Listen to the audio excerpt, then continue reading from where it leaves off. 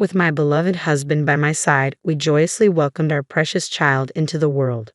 However, my mother-in-law, whom I'll simply call that, had the audacity to declare that our child wasn't adorable. Can you imagine anyone saying such a thing about their own grandchild? To compound matters, she treated me like an unwelcome intruder. Well, I wasn't about to play the victim. This is the story of a narcissistic mother-in-law and a daughter-in-law who refuses to back down. I'm Viola. I married Elwood when I was 28, and our much-awaited son, Ricky, arrived just a year ago. When Ricky was 6 months old, I returned to work and enrolled him in daycare while I focused on my career. Some might criticize leaving such a young baby in daycare, but there were financial realities to consider. Elwood's job was struggling, and his income had dwindled since we married. In fact, I now earn twice as much as he does. With a newborn, expenses were only mounting. So, I made the decision to return to work early. Fortunately, I've always enjoyed my job, so going back wasn't a hardship for me. However, there was one person who strongly opposed my decision: my husband's mother, my mother-in-law. She had moved in with us 3 months earlier. She didn't seem to approve of me, frequently criticizing not only my parenting but also my daily routines. How could you leave such a young child in daycare? You're not fit to be a mother. Traditionally, women stay home to care for the household. What century do you think we're in? She stubbornly clung to these outdated beliefs. Every evening when I returned from work with Ricky, she would start in on me. You're working late again. Don't you feel guilty leaving Ricky? I spend all day with Ricky on my days off. He's doing well at daycare, so it's fine. I'd defend myself, but whenever I tried to reason with her, she'd scowl angrily. You're just taking the daycare worker's word for it. If you keep this up, the child won't turn out right. My mother-in-law, who never lifted a finger to care for Ricky, constantly lectured me about parenting from her self-appointed pedestal. Adding insult to injury, she didn't hesitate to criticize my character. I regret living with a daughter-in-law like you who only cares about work. Why did my son Elwood marry someone like you? I'm stressed out every day. It's driving me crazy. This time, I had finally reached my limit. If it's that unbearable, should we reconsider living together? You know why we agreed to this arrangement, don't you? There was a backstory to why my mother-in-law moved in with us. Originally, she lived in her husband's home until he had a serious traffic accident that left him paralyzed from the waist down. Later, it was discovered he also had dementia, making it impossible for her to care for him alone. Reluctantly, she moved him to a care facility. She then insisted we move in with her, but both my husband and I had jobs. Given our daily commutes, relocating from our current home was simply not feasible. Then one day, without warning, my mother-in-law moved her belongings into our house and made herself at home. It was clear that this living arrangement was not something we had agreed upon. She had taken it upon herself to impose it upon us. It was an unwelcome intrusion. Look, I understand that things are difficult for you because of Dad, I said calmly, trying to keep my frustration in check. That's why we agreed to this arrangement. But remember, we also agreed not to interfere in each other's lives, right? Did we? I don't recall agreeing to anything like that, my mother-in-law retorted, her tone dismissive, seemingly confident that she wouldn't be challenged. Her dismissive attitude grated on my nerves. I had had enough. I agreed to this living situation on the condition that we respect each other's boundaries. This is not what we discussed. Oh, stop being so uptight. Why can't you be more like Sil? She's such a sweet, obedient girl, she remarked, aiming a passive-aggressive jab at me. Sil is my sister-in-law, married to my brother-in-law. She's known more for her cunning nature than any outright character flaws. Upon marrying my brother-in-law, she promptly became a full-time housewife and won my mother-in-law's favor. Without her consent, mother-in-law would often invite her over and they would gossip about me behind my back.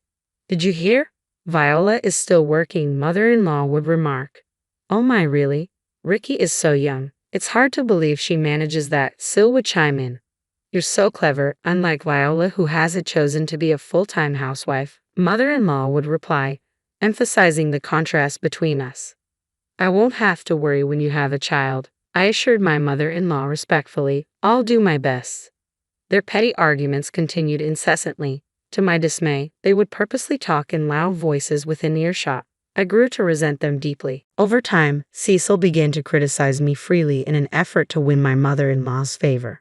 You know, she would say, Doesn't my brother-in-law make about the same salary as my husband? Yet you're still working. Could it be that you're not good with money? A few years ago, my husband did earn as much as my brother-in-law, but his earnings have since fallen below that level. I had mentioned to them about my husband's company's declining financial situation.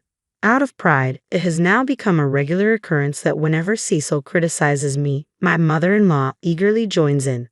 Exactly, she would exclaim. It's unbelievable how she blames others for her financial mismanagement and childcare responsibilities. Sil, promise me you'll never become a wife like her, right? Of course not. I have so much respect for you, ma'am, Cecil would respond. Oh, Cecil, you're such a dear, my mother-in-law would say with evident approval. Their superficial exchange of compliments makes me cringe. I wish they would take it elsewhere. It only adds to my stress. Feeling at my wits' end living with my mother-in-law, I decided to talk to my husband about it. It's about your mother. She keeps inviting Cecil over every day to criticize me. Huh, Mom does that. I usually get home after you, so I had no idea about this, my husband replied, looking puzzled. Yes, she does. She promised not to interfere, but she's constantly complaining about me continuing to work. Cecil joins in, and they both gang up on me. I can't take it anymore. My husband paused for a moment before saying something unexpected. But Cecil seems to get along well with Mom, right? Maybe you should try to find a middle ground with Mom too. Viola, were you even listening to me? She's dismissing everything I am. How can I connect with someone like that? I pressed my husband, frustration evident. He scratched his head in irritation. Don't get so worked up. Just try to act more like Sil for now. I'm sure Mom will warm up to you, he suggested. What does that even mean? You want me to flatter her like Cecil does? I've had enough. I was foolish to ask for your help. I felt utterly isolated. Frustration bubbled up inside me before giving way to anger. The snide remarks from my mother-in-law and sister-in-law continued unabated. The next day, as I started preparing dinner after returning home, I heard, "Are you planning another half-hearted dinner today? I'm tired of your lazy cooking." That's because she insists on working, you know. If it were up to me or my mother-in-law, we would never serve our husbands such low-quality meals. Right, for the record, my mother-in-law's cooking is nothing to brag about. It's overly seasoned and not particularly delicious. As for my sister-in-law, her domestic skills are quite apparent, considering how often she practically lives at our place. Silently seething, I continued with my dinner preparations. When my husband returned home, both my mother-in-law and Cecil suddenly changed their demeanor and stopped criticizing me. This made my husband doubt my words. Just when everything seemed to settle into a tense routine, an unexpected incident shook things up. I received a call from the daycare center during my work shift. I quickly contacted my husband and rushed home. There, I found my mother-in-law and my tearful son waiting for me.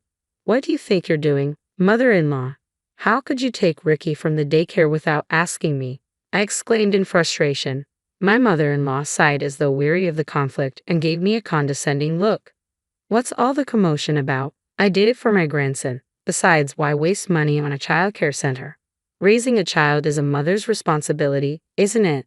But that's just your viewpoint, isn't it? We have our reasons for sending Ricky to daycare. Taking him without permission is unacceptable. It's practically kidnapping. Kidnapping? Seriously? Regardless of whether he's my grandson, you ignored the teacher's warnings and took him. That's kidnapping, plain and simple? I made my point, but she simply shrugged it off. Then she said something shocking. Oh, what nonsense. Neither you nor your son are cute. If you have a problem, just leave. She dismissed her own grandson as not cute. In that instant, alarm bells rang loudly in my mind. To hear her insult her own grandson like that, we couldn't stay with her any longer. I vowed to protect my precious son at all costs. Just then, my husband arrived home. I wasted no time in telling him, "Elwood, it was your mother who took Ricky from daycare. I've had enough. I can't live with her anymore." Suddenly, my mother-in-law played the victim, feeding tears. "Elwood, can you believe what Viola is saying? She's accusing me of kidnapping. I just wanted to pick up sweet little Ricky, that's all. Is it so wrong to want to see him?" Her words sparked my anger. Stop pretending. You just insulted my son and told me to leave. This is our home, not yours. Are you trying to play the doting mother in front of my husband? Elwood, please help me. Viola is always attacking me, my mother-in-law pleaded, turning to my husband. Watching her dramatic act, I couldn't help but find the situation absurd. If my husband chose to side with her over this poorly staged performance, I knew then it would be just my son and me moving forward together. The first to break the tense silence was my husband. First, I need to talk with Viola. Mom, please go back to your room, he said firmly. This unexpected stand from my husband, who usually sided with his mother, widened her eyes in surprise. What are you saying? You don't need to listen to Viola, do you? Can't you see how upset I am? Ricky's involved in this too. That's why I want to have a proper conversation with Viola as his parent, my mother-in-law protested, visibly dissatisfied but reluctant to upset my husband. Later, my husband and I spent hours discussing the incident and all the issues leading up to it, finally reaching a resolution. A few days later, we decided to share the outcome of our discussion with her. Mom, sorry for the wait. We've reached a decision, my husband said to my mother-in-law with a smile. Judging by her expression, she seemed convinced her son was on her side. She started talking excitedly. So, you're finally breaking free from Viola, huh? Without acknowledging what I had just said, my mother-in-law became elated. She immediately called my brother-in-law and his wife, as usual, to criticize me. What a relief. Today we finally say goodbye to Viola, right? I replied with a smile. Absolutely. Well then, hurry up and leave and take that not-so-cute kid who looks just like you with you. This house will be for me, Elwood, Derek, and Tall from now on. Let's go, Viola. My husband finally spoke up after remaining silent. Excuse me. Let's go, Elwood. What? What? My mother-in-law seemed bewildered, repeating what several times. My husband and I began packing our things, preparing to leave with our son. That's when my mother-in-law intervened. Wait, Elwood, what's happening? We're supposed to live together in this house, right? What are you talking about? My husband turned to her with a stern look. I'm leaving with Viola. I can't tolerate your behavior any longer. My mother-in-law trembled, then collapsed. Why? Why would you take her side? I heard everything from the daycare center teacher. How you took Ricky without permission, yelled at the staff, and spoke ill of Viola. Everything. I never expected you to stoop so low, Mom, my husband said sternly. You've caused enough damage by surrounding yourself with people who only echo your views. Enjoy your life with them. He took my hand and said, let's go, guiding me out of the house.